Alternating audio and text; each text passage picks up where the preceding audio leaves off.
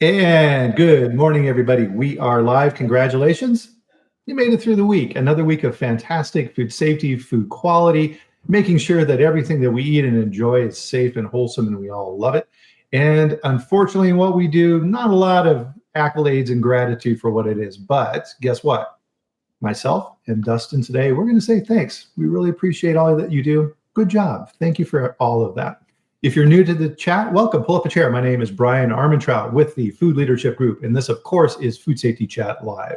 And every Friday at 10 a.m. Eastern, 8 a.m. Mountain Time, I have the distinct pleasure of bringing an expert on food manufacturing, food safety, and all things food onto the chat to have a conversation with you. And that's what you'll notice that this is different, is this is not a lecture where we're sitting here telling you all the things that you have to do.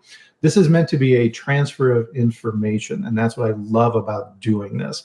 And I'm really excited about my guest today because one of the things that it's very hard, Dustin, to get people on at the executive level on the chat, right? Scheduling, of course, as you know, from booking on webinars and stuff is always a challenge.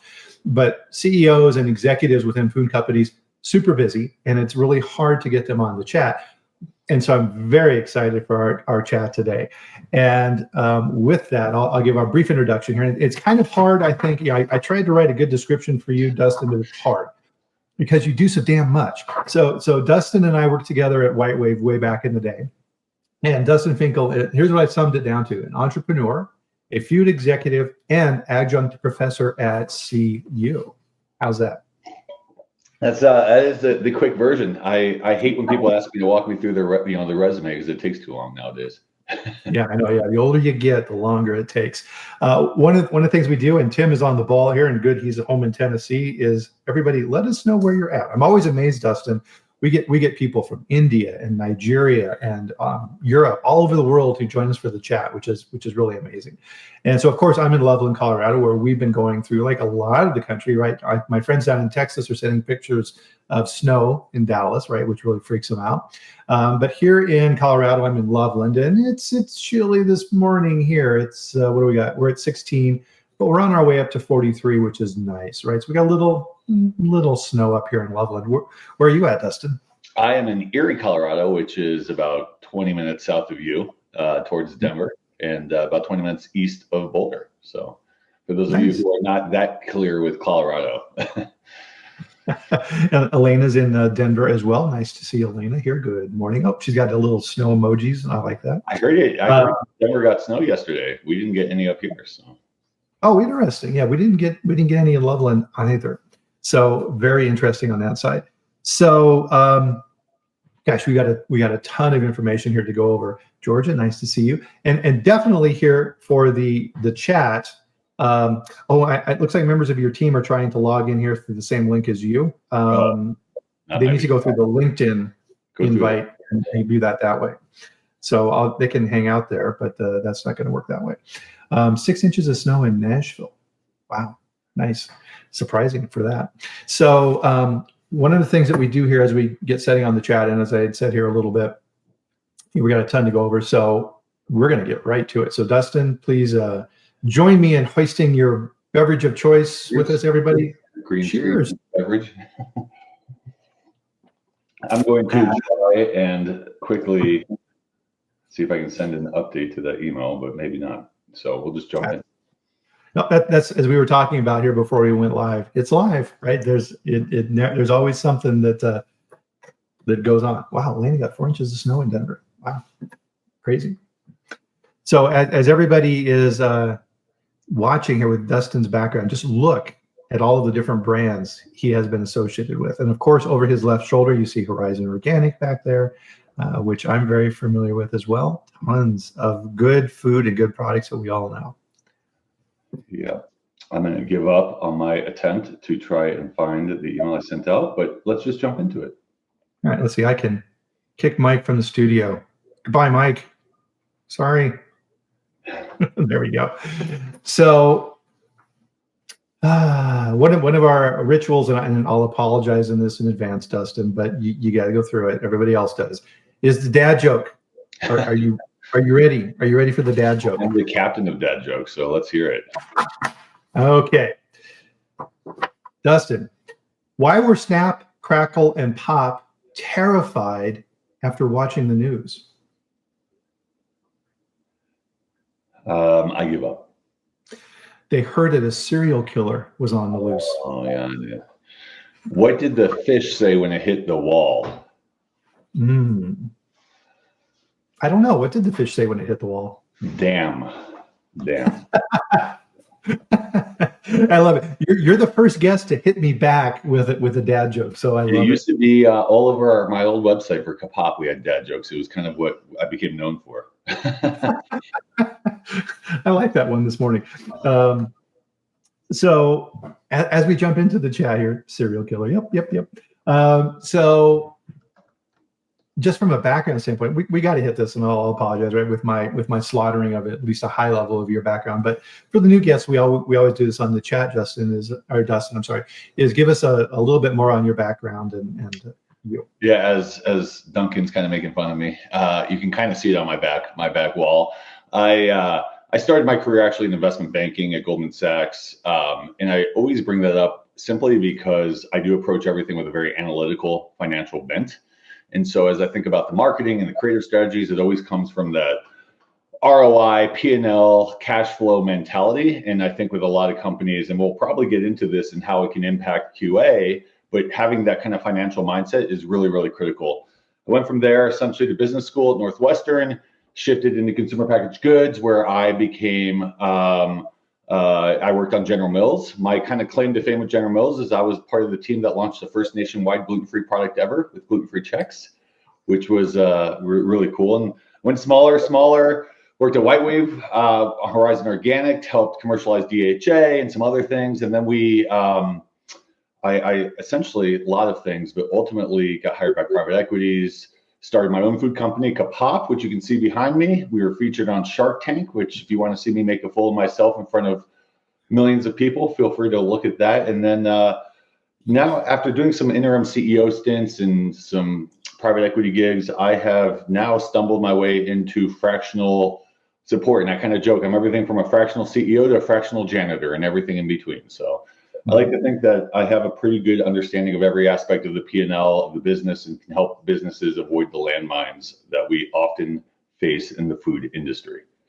Yeah, and I think, and that's a great segue into our conversation today, because we were talking about this a little bit in the green room here before we went on, is you have hyper specialized functions within companies, right? Microbiologists and engineers, and who really are subject matter experts in particular areas. But if you're running a company, you can't do that, right? You have to rely upon those experts, and you have to take a big picture look at the world. And if the CEO and the leadership team in a food company is not thinking in terms of 5 years out, you're going to find yourselves in trouble pretty quick. So if the CEO is sitting there currently, right, they're thinking, okay, geez, Trump's taking office here pretty shortly. He's threatening tariffs. How's that impact my business? What type of moves can our company make to make sure that we're not impacted by this? How can we shuffle those pieces around? So it's really kind of around the range of tactical versus strategic, I guess, maybe a good way to summarize it. Well, I like to, and I do think it's really important for resources as part of the team to understand that we hire QA specialists or QA managers or QA leads or marketing and paid media specialists or, everything down the line, because we aren't experts at everything.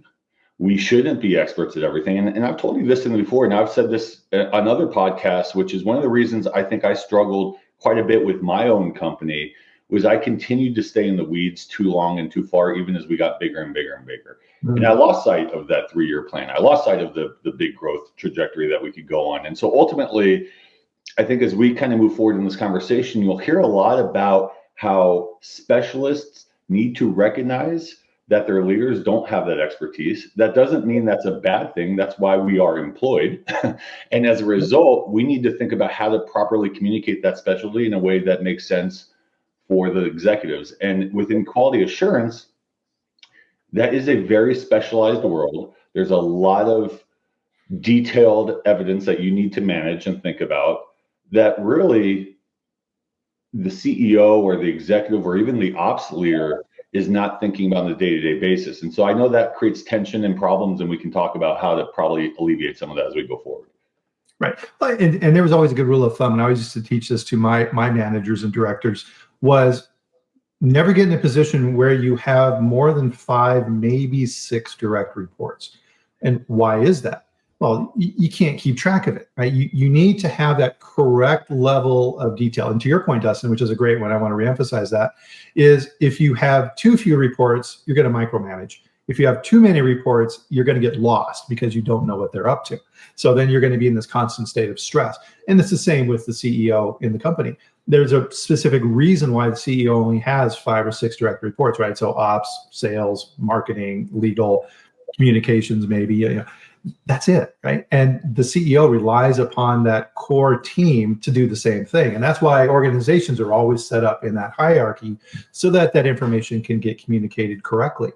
And I don't care who you are, right? And actually, I mean, when you look at Elon Musk, part of it is how does he do what he does? I was watching a podcast who was talking about Elon, and he likes to play video games, right? And so the guy was talking about this. He's like, think about this. Elon Musk runs all these giant companies with hyper technical abilities, right? I mean, gosh, grabbing ships with chopsticks, and he plays video games. And I was watching the other day he was live streaming playing a video game with like 300,000 people watching. So on this particular video game, I forget which one it is, maybe people in the chat know, he's one of the top players in the world on that game. And the guy that was talking, he's like, you don't understand, these people who are good at these games, that's all they do, right? And they become hyper focused, to your point, on building that skill set at being good at that game. He's one of the top players in the world. And this guy's like, that's unfathomable that he's able to do that. And it just I think if anyone tries to be Elon Musk, though, that is a failure waiting to happen, probably for most people. Maybe not everyone, but yeah, exactly. I mean, and love him or hate him, I don't care.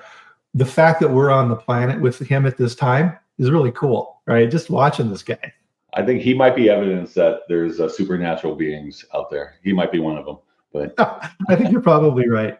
And with that, and I apologize for kind of run off into the weeds myself, but one of the complaints, Dustin, and this is kind of the core of our conversation today, is as the head of quality, right? Everybody is vying for the attention of the CEO, right? Trying to get on his calendar, trying to make sure that she understands what you're up to. And a lot of times, especially within quality, you're not necessarily having a direct line of communication to the CEO. You're probably part of the operational group, which is then reporting up into the CEO. And I hear this complaint time and time and time again from quality people, is that, senior leadership won't listen to what I need to get done. They don't care what's going on in quality. It's not my fault because they don't understand what we're doing.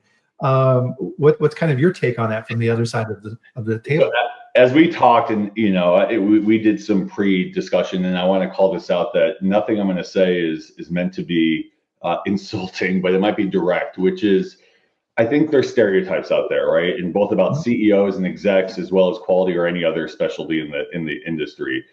One thing I will say is that quality assurance tends to think in black and white. I think, generally speaking. And one of the reasons I get that is because there is some black and white. Does it pass tests? Is it safe? Is it going to hurt our consumers? I mean, there are some black and white things that we need to think about. But most of life, as we know, lives in the gray. And I think the best quality assurance people I've seen, just like lawyers, share the risk, share the concern, and then talk about what we need to do as an opportunity and an impact for the business, not just this is a problem, we need to fix it. So that's the first thing, is I think really thinking about the black and white versus the gray.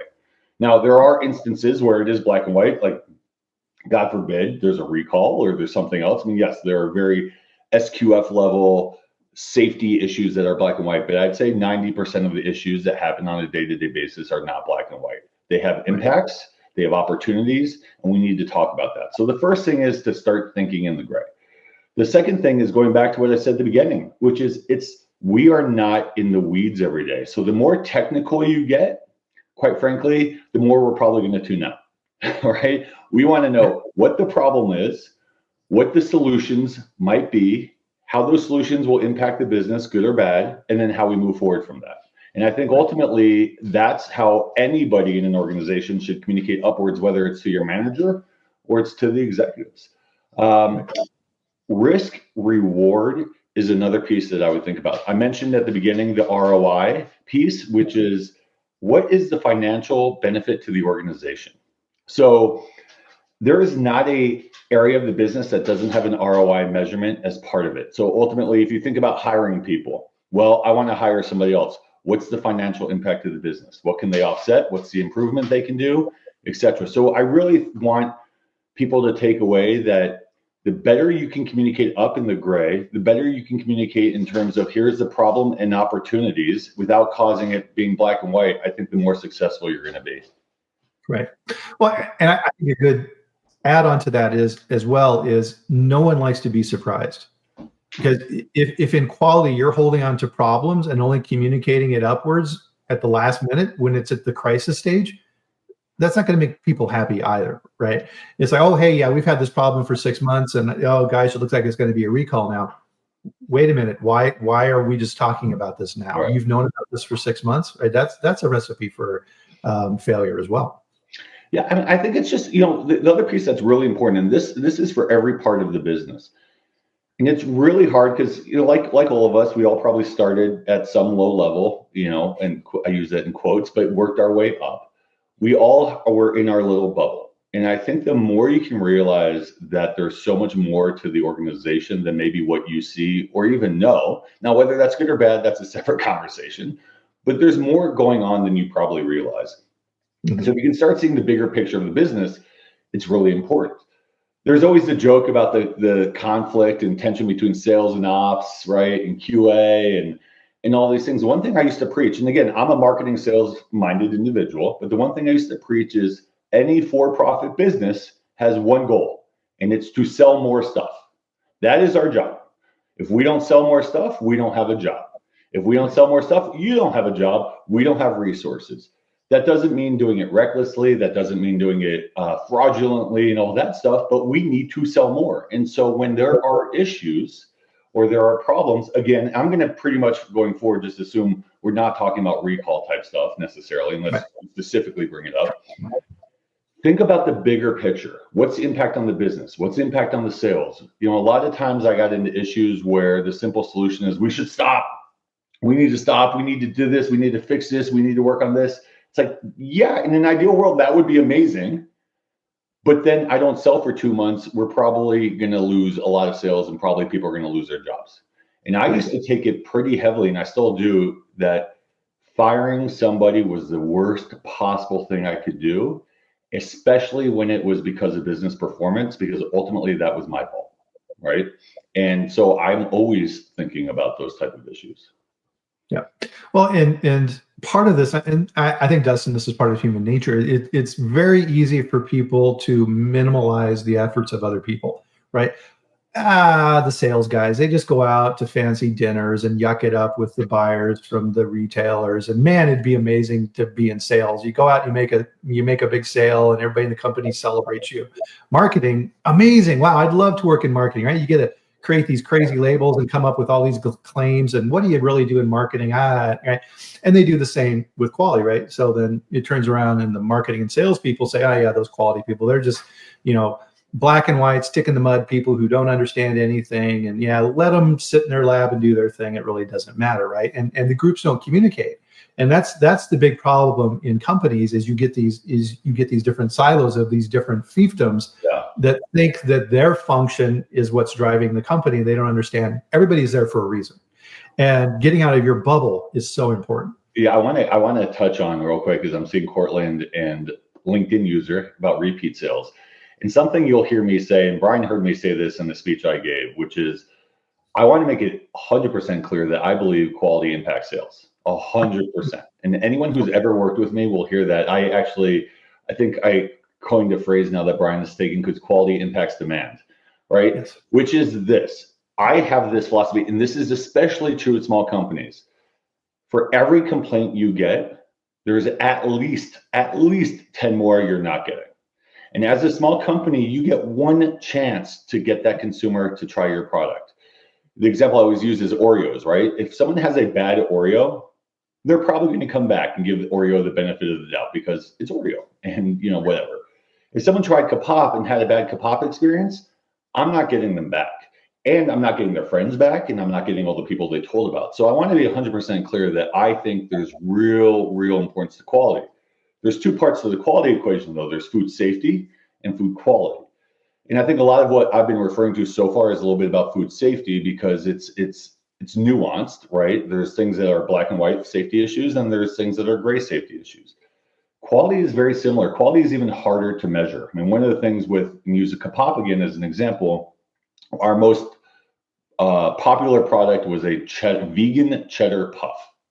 Mm-hmm. We used to get into a lot of conversations around puffs, the density, the size, the coating, the bite.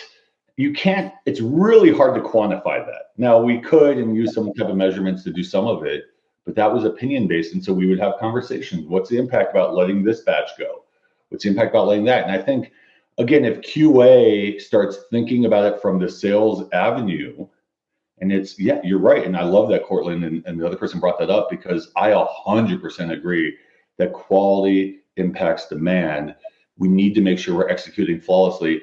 That doesn't mean, though, especially with smaller companies, that we can shut down the ship. We need to learn on the fly. We need to be forward thinking, and we need to be thinking about what are the levers we can pull and communicate that without creating distress and problems in the sales organization. Right, and that's a really good point. And this is what I view as one of the key functions of quality on the product quality side. And Patty, I see your question, and we'll get to that in a second. Is that part of our job is to get that information to the organization. One of the biggest problems I've seen in food companies is if they get too insular. If they start looking at things too internally, right? So you're the CEO and I'm working in quality. I work for you, Dustin. And I put together a product tasting and we all get together and we all huddle around the table and we're looking at the products and we're waiting for you to tell us if it's good or not.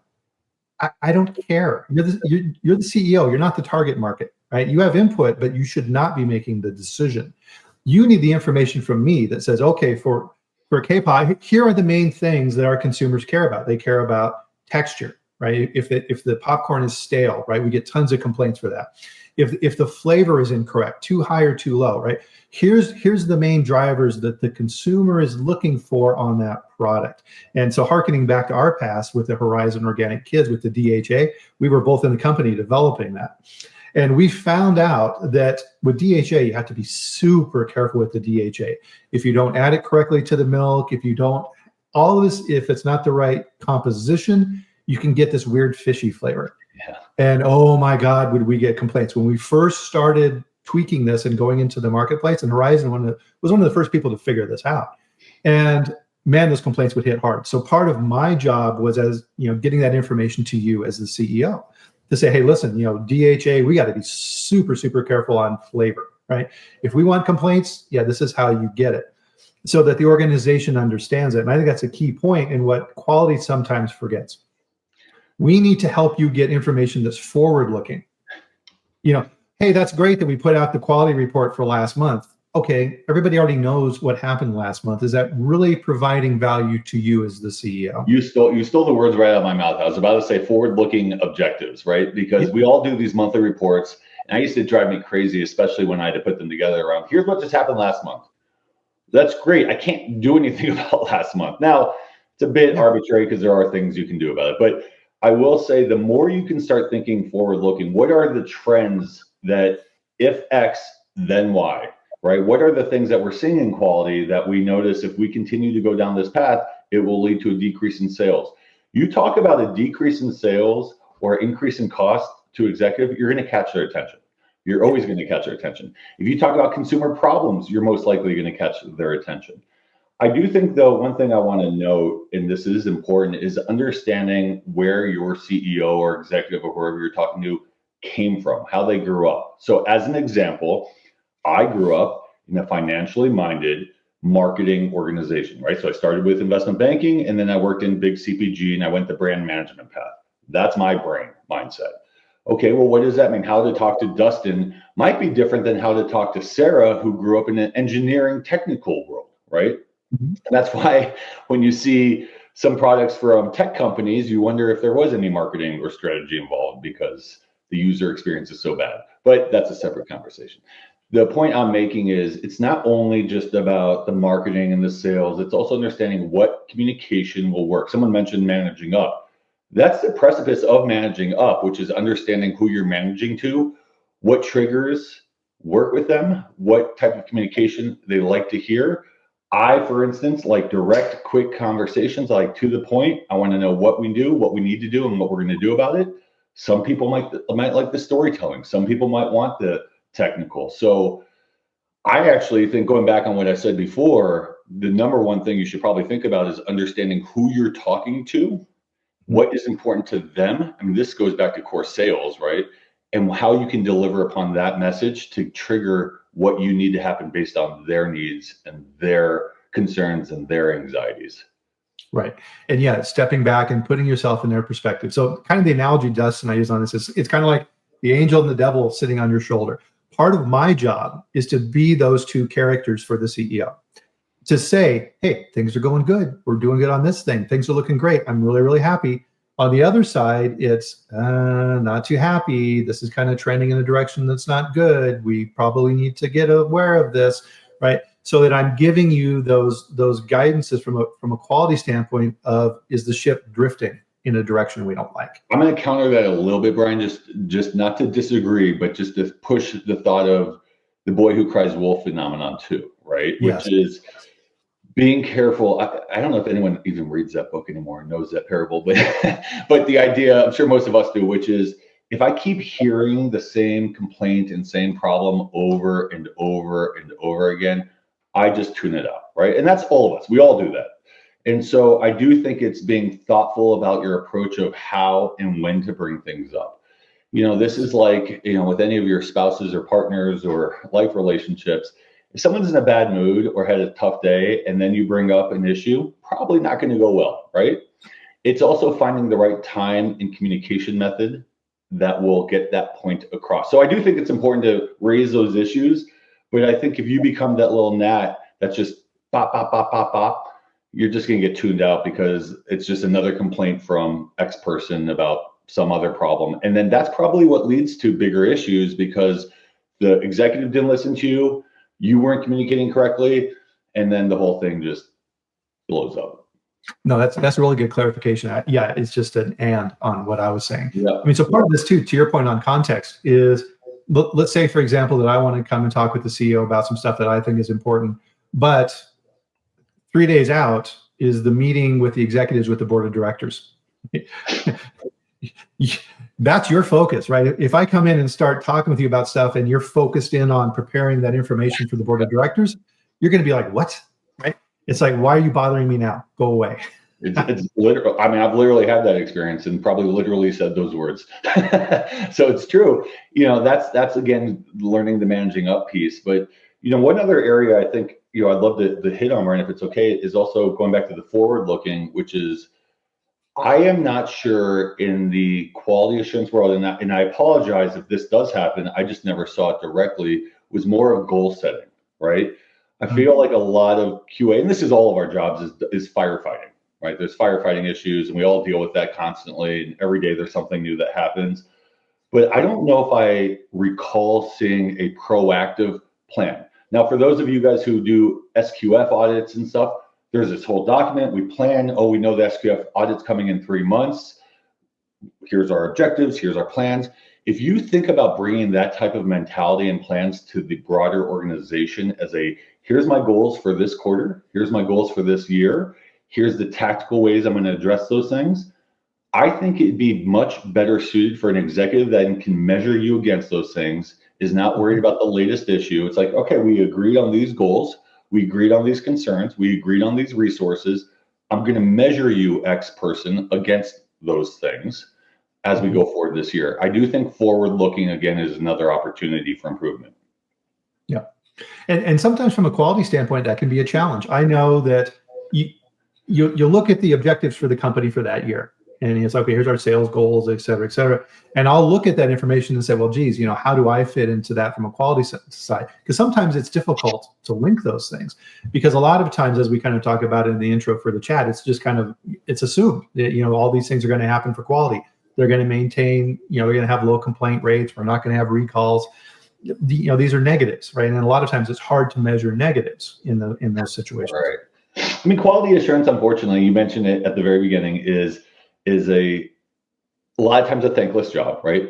It's until a problem happens. I'd like to think that I tried, especially when we passed the SQF audit or whatever, and I try and do accolades and bonuses and all those types of things. But I do think if you see, for instance, I like to oversimplify examples. If you see that the company is saying we need to grow 100%, and to grow 100%, we need to add a line, we need to add this many more flavors. I think that's where a quality assurance person can get involved with the ops leadership as a whole and say, okay, here's the reality of those things. The CEO exec doesn't want to hear about the nitty-gritty areas that need to be happened, but these are the resources and requirements to be successful in executing that. That allows the ops leader, QA shouldn't really roll up to ops, but if the QA person up to whoever they roll up to can communicate these are the objectives needed to satisfy the goals of the organization, not in a complaining way. And by the way, this is true of marketing, sales, and every part of the organization. Not in I need these resources, it's too much. It's here's how I can successfully manage the goals of the company, and here's how that ROI is going to play back in terms of not only our top line, but our bottom line costs. That's a way that every executive should at least respond positively to. Right. No, that's a great way to summarize it. So Patty, I did promise you we get to your question, so we'll circle back to this. From the food safety side, when do you need to draw a hard line versus when you need to adapt and stay agile to keep production moving? Well, really, I think this gets back to your point, Dustin, which is separating out those two worlds, right? So the food safety world versus the food quality world. Quality is a business decision, right? And to your point, there's a risk continuum to the business that the executives need to understand, and quality is hugely important in providing that information. Food safety is more black and white, right? And so part of that, and one of the conversations, I mentioned this on the chat before, Dustin, I'm curious to get your take on this, is one of the things I would do when I would start with a new food company is I would sit down with the CEO and say, okay, hey, nice to meet you. Let's get to know each other a little better. Here's how I approach food safety. If there's a food safety crisis in the company, a legitimate, we've got listeria, something really terrible, you have to understand as the CEO, you're not really in charge of the company at that point in time. I am, right? As the recall coordinator, my job in that is to get us back to where we need to be and survive the crisis. And everything in the company needs to support that efforts. Everything else stops. Nothing else matters. And part of my conversation with that is I want to gauge the reaction of the CEO to that question. How would you respond to that question? I can answer how I was just responding to thinking about you saying that to me. I remember those conversations, and if I recall correctly, because it's been a minute, everyone in a recall, God forbid, has their roles and responsibilities and their tactics. I was very passionate, and this does come from my days in Horizon in particular, because we used to have a little product, I don't know if you remember, called Little Blends way back then. And we had crazy QA. Actually, this is a great example. So this was early in my career when I didn't really understand anything about QA.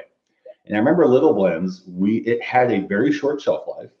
And then QA, I'm going to say QA, I might have been wrong, but QA mandated a 2-week hold or something to make sure that we did all the tests that kids wouldn't get hurt. And as the marketing and salesperson on the role, I was like, this is killing us. You just took away 50% of our shelf life, and this is terrible. As I got more experienced and more knowledgeable, what I understood was we were preventing issues from happening and making sure we were taking care of our consumers first. As I've grown older in my career, consumers come first. You mentioned adjunct teaching. I'm about to start a semester next Wednesday at University of Colorado. The very first thing I talk about in class after going through the syllabus is the number one most important thing in any business is the consumer. That's it. It's a be all end all. All of these things revolve around the consumer. And so going to answer your question about a recall, again, I think there's also different types of recalls. So again, there's gray in this. Is it a recall because if someone eats this, they're going to die, right? I mean, God forbid, that's the worst kind. Are we concerned about an allergen issue, right? That's kind of the next level. And then there's these levels. And I do think, again, any CEO who is truly caring about the consumer would ultimately understand that if in a recall scenario, the ops, QA, and FDA are in charge of that situation. Right. Very long-winded answer, but yeah, I mean, and part of these are part of the lessons that I've learned in my career as well. Is a CEO is a CEO because they're in charge. They're used to being in charge of things, and their natural tendency is to jump in, right, and lead the effort and stuff like that. And that can be wrong in that situation. So no, that's a perfect answer, right? And so part of this is, again, we're back to context and communication. Is the CEO of a company is hired because they're good at running companies, right? They're good at managing the P&L, acquiring new customers, growing the business, acquiring new brands. That doesn't mean you have food experience, right? There's amazing CEOs who come into the food industry from automotive or other spaces because they're good at running companies, not because they understand food. And if you have a CEO in that position, it's not good or bad. It's just a different perspective, which actually can be good. You have to understand that in quality, and back to our points earlier, is help to educate up and give them an understanding, because what you just communicated, right, is pretty rare, right, for CEOs to understand at that level of information. So if I was working for you and I came to you and we had the conversation we just shared with everyone, I'd be like, good, all right, awesome. Bryan, I do think there's this again is types of people, right? So I'm going to speak for myself. I can't speak for anybody else, but I used to tell my employees that if they bring me an issue, I'm going to get involved, right? Mm-hmm. Just my tendency. You bring me a problem, I'm going to try and get in and solve it. It's not a good or bad thing. It's just who I am. And I've tried to get better at it. But, so I will say a good leader, and something I really loved is when I found the parts of my organization that I could literally know that I didn't have to worry about. And so this is where, Bryan, and I respect you a ton, is if you, part of my reaction to you comes from our relationship, the trust we built. So if you come to me and be like, Dustin, when there's a recall, I own it. This is my responsibility. I'm like, Bryan, thank God. Good. Yeah. I don't want I want to be kept informed, and I'll ask questions, but that's your world. Whereas if it's somebody who, and I'm going to again oversimplify and over stereotype, complains constantly, I don't think sees the bigger picture, is constantly in the black and white, you're going to get a different reaction from me. I'm going to be like, nope, I'm going to be there with you every step of the way. Yep. And you're going to be frustrated, and I'm going to be frustrated. So yeah. I do think this goes back to so much of business is the EQ part of it. And I'm not an EQ expert by any means. It's been a growth area for me, but I will say the more trust, the more relationship, the more building. I think anyone in business should really understand. We used to call it in business schools, called MORS. I think it was management and organizational strategy. And it used to be like throwaway classes. I wish we spent more time on those classes, how to interact with people, how to communicate, how to understand what challenges they're facing, what stresses they're facing. Because God willing, as my company got bigger, I've run everything from $0 companies to $100 million companies. And I can tell you, it was the best when I knew I had X person in a role that I didn't have to worry about at all. It was the greatest feeling in the world. Oh, I love it. And so you said the word in there twice during that description, and it's absolutely perfect, is trust, right? So the CEO has to be able to trust that you've got it, right? And that it's one less thing that you don't have to worry about on a day-to-day basis. And we know this from our teams as well, right? That there's people that you can go to on the quality team and say, hey, Bill, I need you to go out and do this. You got it, boss. Done. I don't have to worry about it. I don't have to check up. I know that Bill's going to go take care of it. If there's any problems, he's going to give me a call and we can work through it.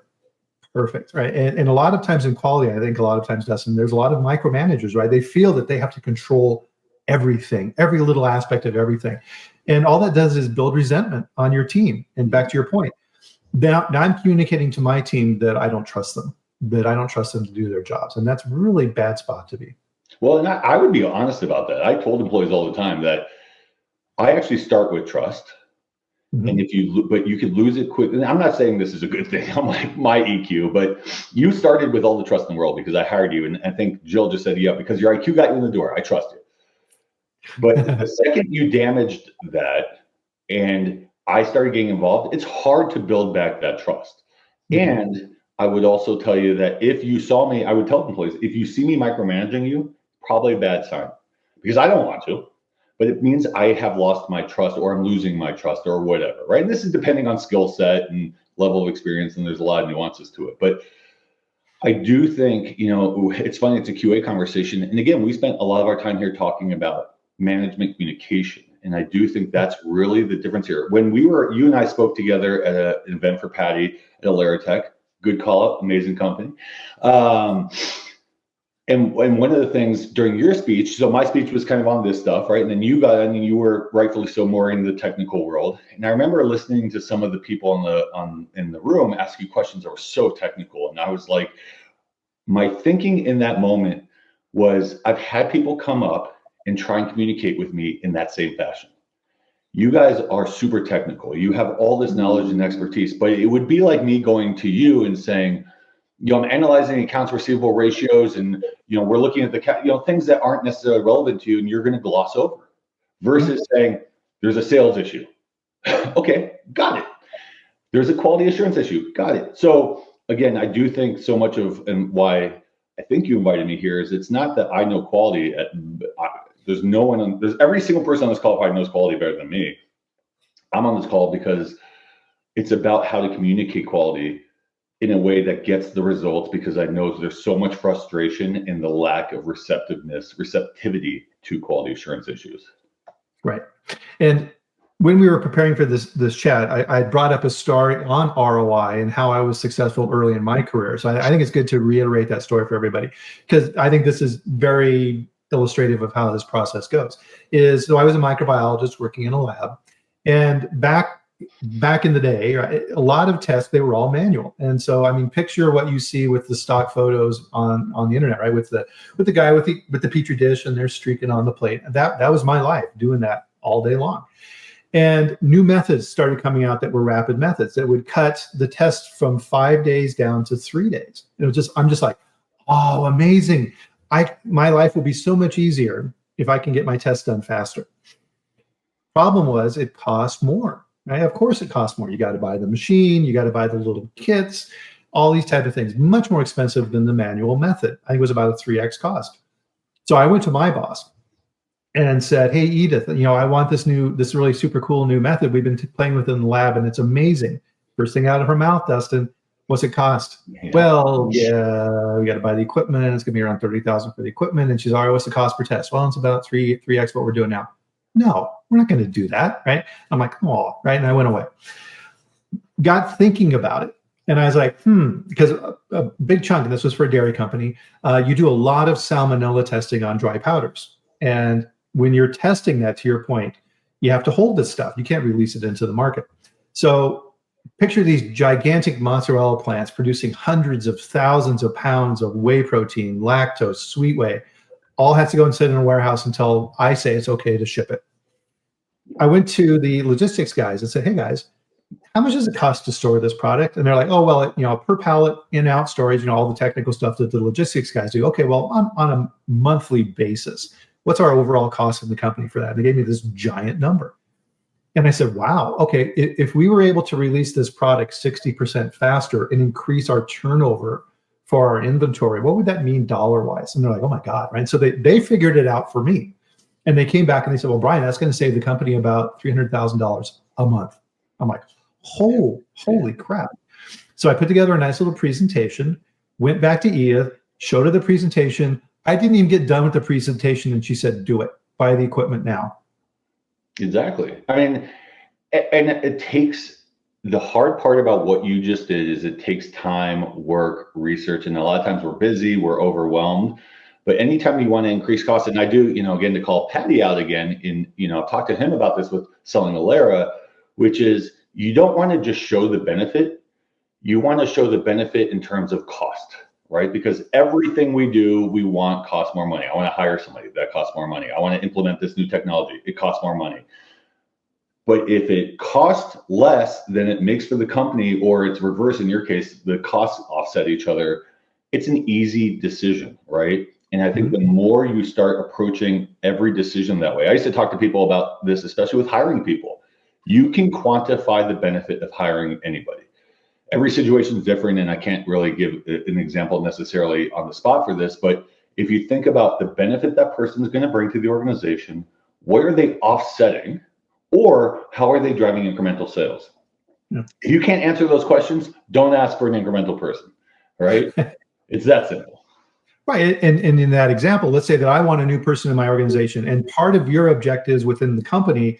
So you put together the objectives as the CEO for 2025. One of those objectives is acquire a new brand, right? So you're in M&A mode, and you want to go out and bring a new brand into the portfolio. My job in quality is to say, how can I support that?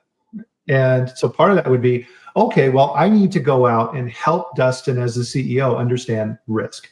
So if you're purchasing a new brand, it's much more than simply the financials, right? And a lot of times that's how companies are purchased, right? They put the information in a room and they look at the multiples and they figure out the sale price.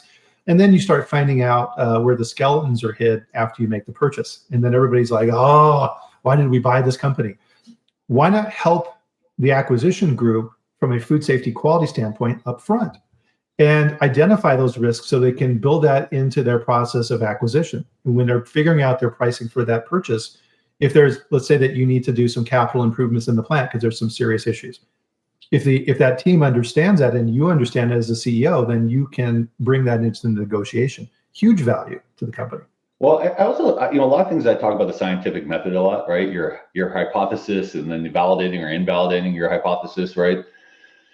I think with any level of that. So in your example, the hard part would be that you come back to the CEO and be like, look, there's plenty of examples that demonstrate these type of issues that if we don't identify are going to cost the company millions of dollars. In the CEO's mind, they're probably like, well, yeah, I'll take that risk. It's like the kid who doesn't think they're ever going to die or get hurt or whatever, right? You fear more of what you lost after you get it than before you get it, right? And so as a result, one of the things I talk about is if you think that's true, how can you test and learn it? How can you inch into the deep end versus just jumping in? This is again with hiring. One of the things I counsel a lot of people on is start slow. Hire a consultant, hire somebody external that can be, yes, it's more expensive on a per capita basis, but in total, you're not spending that much versus hiring somebody and the risks involved with that. Let's bring somebody on, let's test this concept. In your particular case, there's probably so many case studies that you can bring. So ultimately, the more quantitative you can make a decision, the better. And it kind of goes back on my black and white thing. These are the things that are black and white that make your life easier, which is dollars and cents, cost, sales, cost versus cost. Those are very easy decisions to make versus, hey, these tests are going to be better, or this is cooler, or I think this is going to help. Yeah, I don't have time for that. I don't want to spend more money. No CEO ever wants to spend more money, ever. Right. So that's the other thing. It's like in marketing, the thing that drove marketers crazy, and it still happens every day at big companies, is the easiest thing to cut is a marketing budget in a lot of cases. But we need to sell more. It's like, well, that doesn't make any sense. Right. Yeah. How do those balance? Yeah. So we used to get frustrated. It's just like me coming to you and saying, we need to cut quality assurance, but I need the safety protocols to increase by 10%. You're gonna be like, what? Right. So same type of methodology. Yeah, absolutely. And I love what you had written in the notes here when we were preparing on best decisions for the company. And you had three parameters that you look at, which I think kind of fit in here, right? Which is context, key issues, and opportunity. Yep. Yeah. So this is actually coaching I do just in general with people, which is assume, and I don't know if someone put this in the chat actually already, but it's like I always call it the USA Today version of what the issue is. Right? I want to know the cliff notes, whatever way you want to call it, which is what's the context? Because again, a lot of times this has been your whole world. I've been focused on this issue, and then you bring it to somebody and they're like, what are you talking about? I have no context, right? Quick context, quick opportunity, and then how are you going to solve it, right? And then typically, what is the cost or implications and things like that. But the more you can create that in a digestible fashion, it's what we've all been taught. Don't bring a problem without a solution. Just context, opportunity, and solution will solve a lot of problems. Right. Well, and circling back to what you had said earlier as well, Dustin, is that the CEO is in that position because they need to make decisions based upon risk evaluation. if you give the CEO limited or no context evaluations of information, it's going to be really hard for them to figure out risk. Yeah, and looking at Austin's question, the ROIs of theoreticals are always the hardest, right? Which is how do you do an ROI of something else? So one of the jobs I do a lot for companies is I forecast for them. I create forecasts and financial models for them. And ultimately, I always say this, every forecast you've ever done in your life is 100% wrong, right? There's never a forecast that's right, even if you're close. And I like to think I'm really good at forecasting and I get close, but it's never going to be right. Here's the difference though. When you're forward looking, right, and you're trying to evaluate these things, the more important aspects are the assumptions that you're bringing into that forecast and how you came up with those assumptions. So Austin, in your case, and I'm doing this off the top of my head and I want to think about this more, but I would look at, number one, I would look at incidences that are related to your business, to your criteria and the cost that those have had on the business. Now, a lot of times CEOs are gonna be like, yeah, that's never gonna happen to us, right? But then bringing direct implications back to the business. Well, it's interesting. The reason I'm saying that is because if you look at, let's use Boar's Head as an example, and I don't know anything about what actually happened, so everything I'm about to say is made up in my head. But if you look at 2 years ago, the path on Boar's Head was that they ignored this, and then they ignored this, and then they ignored this. They didn't put in processes for this. These are the assumptions I put in. These are the parameters around those assumptions, and this is how I came up with my number, my answer, my cost, etc. I'm not saying it's going to be successful. A lot of times my forecasts are rejected, but the best I can do is say, these are the key assumptions I've made and how I made those assumptions. So as an example for those, a lot of fundraising is done in companies. The forecasts that always fail, the hockey stick, right? Everyone has a hockey stick. Every forecast is a hockey stick. Yeah. That's fine. Hockey stick's not the problem. How did you get to the hockey stick? Well, next year I'm going to double 100%. Why? Because we're going to double 100%. Okay, that's one answer. This is how I would typically answer. We're going to double 100% because I'm in August and in April, the reset windows. We already have had conversations with, I'm going on a sales rant here, but we've had conversations with Kroger. We're in conversations where we believe we're going to get 50% based on the conversations of these stores for King Soopers in this region. We believe based on every one of our competition that we're going to turn at 3 units per store per week. That's going to extrapolate to Y. That's going to cost us in marketing and slotting and ops and all that stuff, Z. That's how we got to this number. Very big difference been like, we're just going to grow 100% versus here are the 15 levels of due diligence I did to get to that 100% growth. And I would do the same thing, Austin. Thank you for the note, but I would do the same thing with his assumptions are critical. And I think across every part of the organization, people forget about doing the detailed work to get there. And unfortunately, it's because it's a lot of work. Now, we have a friend called AI nowadays that can help with a lot of that. I'm going to tell you guys all of this off the record. Don't repeat it. My favorite comment of the year for myself is that I was putting my syllabus together yesterday, and my statement on the use of AI and how not to use AI, I created by using AI. So I thought that was really funny. But how to create a statement about not using AI. But the point being is AI is such a powerful toolkit that in today's world, the access to information and finding assumptions and information is so impressive that if you're not using it, you are so behind the 8 ball. So behind. No, definitely. And so relative to food safety, we've talked about AI here on the chat as well. Is like, if you think you can use AI to create a food safety plan, no, you cannot, right? It'll give you the path, right, of here's the basic things you need to be considering. And I think that's to your point, Dustin, is it's going to help you open up your perspective and say, have you thought about this? And this is what comes from this source. And oh yeah, well, yeah, shit. That's important. I think using AI in 2 ways is the best way to use it, which is one is to improve your thinking. So a lot of times I will write out whatever I'm doing or whatever, and then I'll say, Nay, what am I missing? Are there logical, one of the things I use a lot is, do I have logical conflicts within my arguments? And I help it improve. The other is a help brainstormer. I would like to do a quality plan. Can you help me think through the things I need to do research on to go build my plan? It gives you research. Then you build your plan. You can put that plan back into AI and say, am I missing anything? But I think those who use AI blanketly are going to, at least at this point in AI, are going to not succeed. Right. Yeah. It is. It's not a replacement. It's a tool. Exactly. It's like the internet was, or is. Yeah, it's like, I'll put this in the check because I'm having fun with this. I think it's AI. Perplexity.ai is an amazing search engine. And so if anybody hasn't used that, you can use it for free. It's a lot of fun. Play around with Perplexity.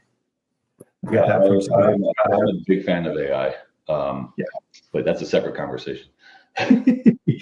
So fantastic conversation here. So we're at about the 5-minute mark now, Dustin. We're kind of bring this back up to the 30,000 foot level. What are some of the key messages, some of the key points you'd like to bring to the table here for our closure? Well, first, for all of those of you guys who are in QA, I think you do a thankless job for the most part, and I do want to thank you on behalf of all the consumers out there, because I do think what you do is incredibly important. So that's number one. I think a lot of times quote unquote thankless jobs, it sometimes gets frustrating because the people aren't listening to you, and you realize the importance of what you do. The best thing I can take away from this is if you can communicate clearly, you can think about what the triggers are for the organization, spend time with your leaders, whether it's the CEO or your boss or whoever, understanding the trigger points for the company, the trigger points for your leader, what the company needs to do and how your role fits in there. I think you'll be so much more successful. Data, I can't tell you how much, and I'm a data guy, I can't tell you how much data I was inundated with on a daily basis. So I tell this in school, data means nothing. Analysis and takeaways mean a lot. So instead of bringing data, instead of bringing issues, what are the takeaways? What are the summaries? What are the summaries, etc. So be very thoughtful about your approach. Be very thoughtful about the critical issues. But again, don't be afraid if there is a big issue to scream from the rooftops until you are heard, because ultimately you are the safety net for the organization. Yep, and don't cry wolf. Don't cry wolf. Yeah. Don't cry wolf. So I summarize. So data is not information, and you can't. And I see this mistake a lot with quality people is they'll bring a big ream of data and put it in front of somebody and say, "See," and they're like, "What?" Well, no. Look at all this information I have. It's obvious that this is what. No, it's not. Yeah. Summarize this. If you remember in school, because my kids are going through this, my younger kids, like the 5-paragraph essay, right? And it was like the first paragraph is your key message, your key point. Start with your key message, your key point, everything else. I build decks daily. I always have an exec summary page. If they read one thing, what are the 3 points I want them to take away? They can go through the rest if they want, right? That's really, really important. Yeah, and I learned that with quality reports when I would sit down with LTs, is I would have the high-level quality report with the trends and what we're doing, and then a giant stack of data behind that. Because number one, the conversation never went the direction I expected. Because let's say there was something on the mind of the CFO. I would start talking about complaints, and then the CFO would say, well, how does this impact bottom line? Are we expecting a decrease in sales? And then the sales guy would say, no, we're going to hockey stick this or whatever. And then they would start getting in a fight. And then I would just have to kind of sit there and wait for them to hash out what they were concerned about and then get back onto what I was talking about. And that's fine. That's perfect. That's what you want, right? You're there to supply the information and your recommendations to your point of where you should be going. I like how you summarized the goal setting and strategy as we were closing out on this, is you said, all right, what are the big rocks, right? What are the big rocks versus the little rocks? What are those things that we've got to whack? We got to whack those big rocks down to little rocks. Be forward looking, right? We've emphasized this time and time again in our conversation here today. And consumer feedback is key to success, because we're all here. All of us are here to make money. That's the measure of our success in meeting the needs of the market, right? We can set up all the beautiful systems internally that we want, but if we're failing in that objective, we're failing overall. Forward looking. Well, I very much appreciate the opportunity. I will say to any of those on the chat, you can feel free to send them my information, Bryan, but I am happy to chat further and help in whatever way I can. But I wish you guys all the best of luck in this new and improved 2025, hopefully for all of us.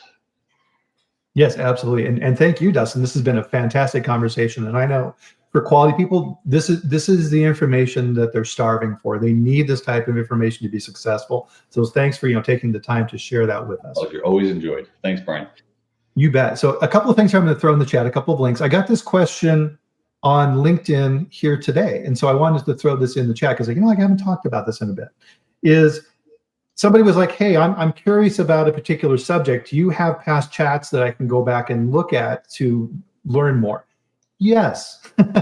I have created a database. This is chat number 210, Dustin, that we've been doing this. So this is over 4 years. And I've created a database with every single chat. And for every single chat, I have the video recording, the transcript of the conversation, an MP3 that you can download and listen to in your car, and the notes for that conversation as well. So you can go back and then you can go through. I've created an Excel file and I add to this every week. And you can sort through and say, okay, I want to go back and listen to what Dustin had to say, or I want to see what Austin was talking about with food safety culture. You can also do it by topic. So you can sort through all that information and figure that out. So I put the link in there for that. So hopefully that'll provide some benefit. And of course, don't forget the locals group, right? Where we have free information on recalls and other fun information to keep CEOs like Dustin informed of what's going on out there. So thank you to everybody for joining the chat. Fantastic conversation, tons. This is what I love about it, Dustin, right? The interaction with everybody on the chat is just fantastic. It's great. Appreciate everyone.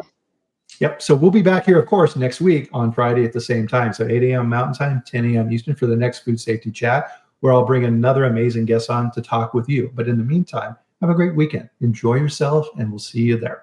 Have a good one, everybody.